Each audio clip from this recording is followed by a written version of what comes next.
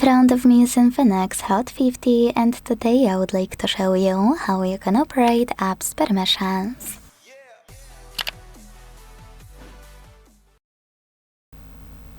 Begin by opening Settings and scrolling to click on this section called Privacy. Now you need to scroll to click on Permission Manager.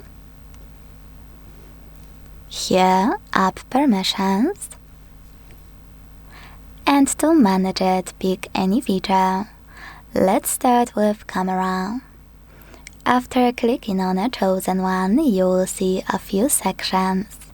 In case of my camera, allowed all the time, allowed only while in use, or not allowed. Let's go with from not allowed one.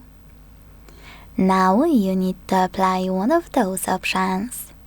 In my case, camera access for this app, allow only while using the app, ask every time, or don't allow. I want to apply this one, so when I tap and go back, I can see that Chrome gained access to my camera while I'm using my browser.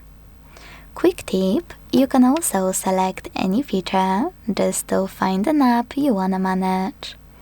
For example, I will enter contacts just to manage my maps. Now click on tiny text at the bottom instead of applying any of those options. See all permissions.